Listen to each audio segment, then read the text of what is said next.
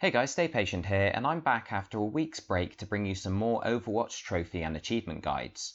The first one today will be covering Death from Above, which involves killing 4 enemies in a row without touching the ground as Pharah in quick or competitive play. Of course, Pharah has several abilities that allow her to spend time in mid-air.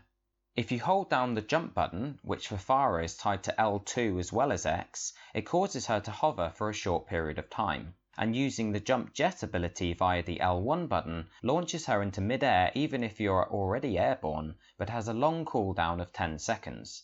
If you trigger your barrage ultimate while in mid-air, it holds you in place while all the rockets are firing.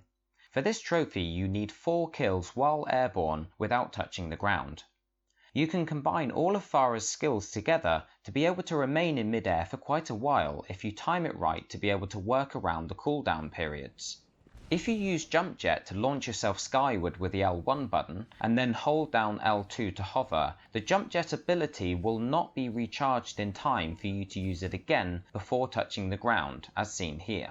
But if you use Jump Jet from a rooftop, then use L2 to float back down toward the ground, you'll have more space which will give Jump Jet time to cool down ready to use again before touching the floor. Better still, you can launch yourself into the air from anywhere, float as long as you can, then use your ultimate to contribute towards your kills, as well as allow your jump jet more time to recharge ready to use again, keeping you airborne for even longer.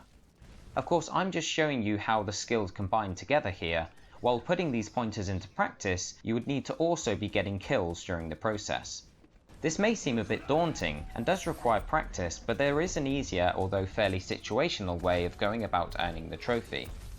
If you're able to get 4 kills with your ultimate from mid-air, then that's ideal and obviously a lot simpler, but does require 4 enemies to be in fairly close proximity to one another.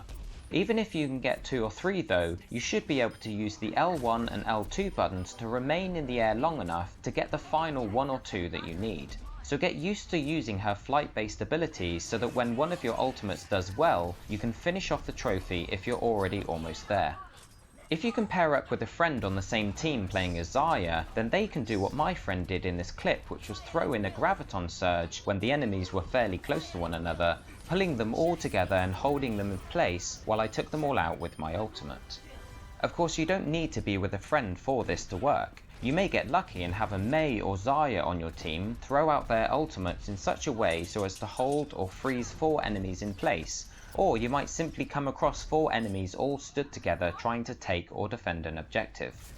One other thing to mention is that it seems like the sloped roofs in some maps that don't allow you to stand on them may not actually count as floor, meaning you can touch them without negating the trophy and they will slow down your fall, which could be a helpful bit of extra information. Anyway, all the best with this one guys. As always, thanks for watching and I'll catch you all in the next guide.